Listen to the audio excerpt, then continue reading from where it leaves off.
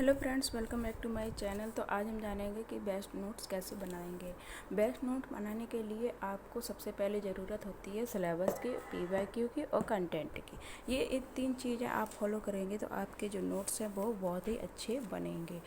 तो सबसे पहले क्या है कि आपको सिलेबस जान लेना है। किसी भी एग्ज़ाम को क्वालिफाई करने के लिए सबसे मेन काम जो है वो आपको सिलेबस को जानना है। इसको आप डाउनलोड कर लीजिएगा, जैसे सीटेट का हुआ या स्टेट का हुआ या सुपर टेट का हुआ, जिस भी एग्ज़ाम की आप तैयारी कर रहे हैं उसका आप सिलेबस डाउनलोड करके या प्रिंट आउट करके या फिर उसको लिख करके अपने आपका जो स्टडी एरिया है वहाँ पर आप इसको दीवार पर चिपका दीजिए।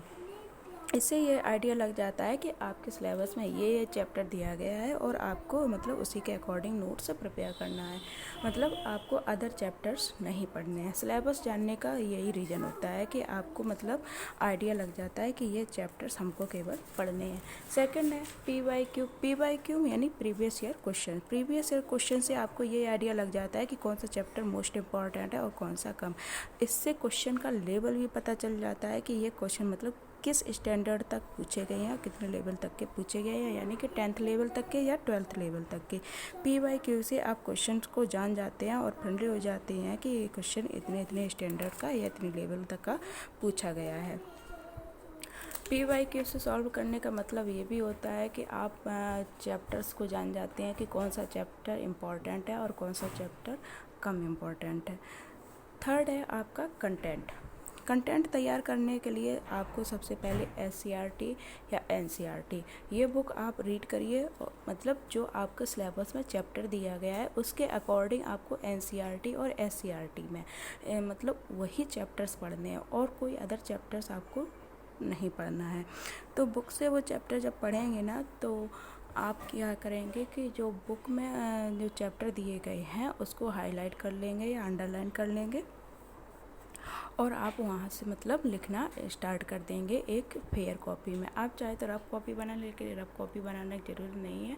वैसे आप ट्राई कर सकते हैं फर्स्ट टाइम, बट आप फेयर कॉपी भी बना सकते हैं अगर आपको मतलब एक ही बार में चीज़ें कंप्लीट करनी है।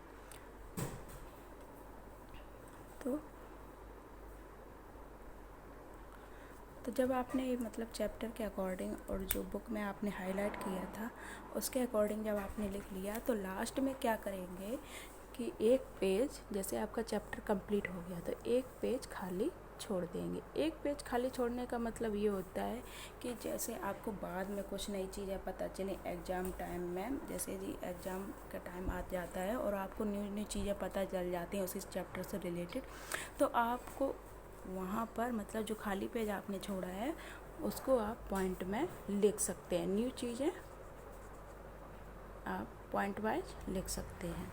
तो खाली पेज छोड़ने का ये मतलब होता है, जैसे आप कुछ पॉइंट्स भूल गए तो आप उसको लास्ट पेज में भी लिख सकते हैं। ब्लैंक पेज छोड़ने का मतलब यही होता है।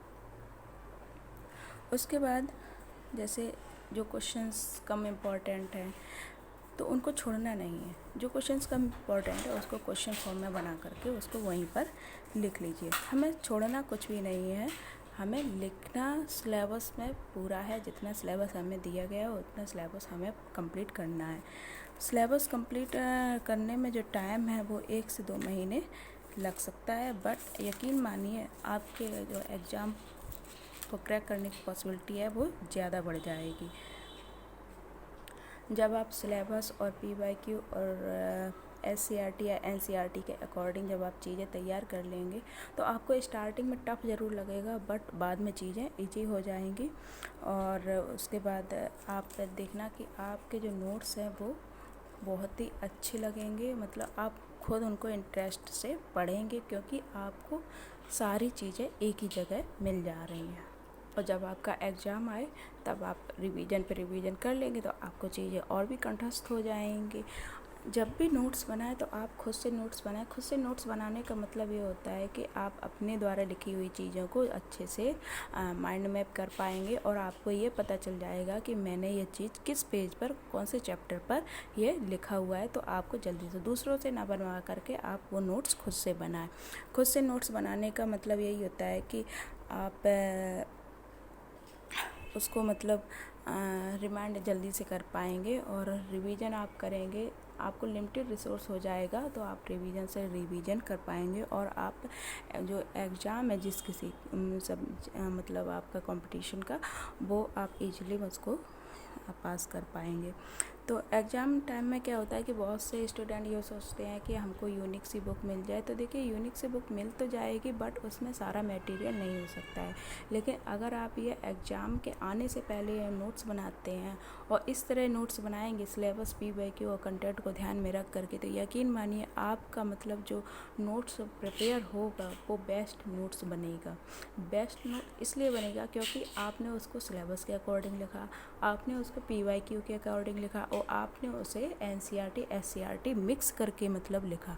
जैसे कोई भी चैप्टर्स है, बायो का चैप्टर्स है और उसमें सेल वाला दिया गया है, तो NCERT में क्या होता है कि एग्जाम्पल्स अच्छे दिए जाते हैं, तो वहाँ से आपने एग्जाम्पल लिख लिया। SCERT से थ्योरी लिख लिया, थ्योरी वो भी शॉर्ट फॉर्म में लिख लिया, तो आपको वो चीज़ें मतलब ईजिली लर्न हो जाएगा। एग्जाम्पल लर्न होगा तो आपको थ्योरी भी लर्न हो जाएगी और जो उससे डायग्राम है उससे आपको उसका डेफिनेशन पता चल जाएगा।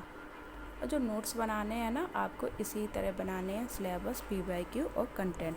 देखना इन चीज़ों में आप अगर इम्प्लीमेंटेशन करते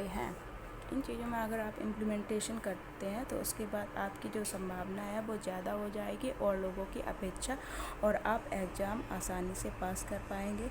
आई होप कि आपको ये वीडियो पसंद आया है कि नोट्स कैसे बनाएं। अगर आपको ये पसंद आया तो please like, share and subscribe. और जिस किसी का भी मतलब एग्ज़ाम है आपका, उसके लिए बेस्ट ऑफ लक और and thank you so much.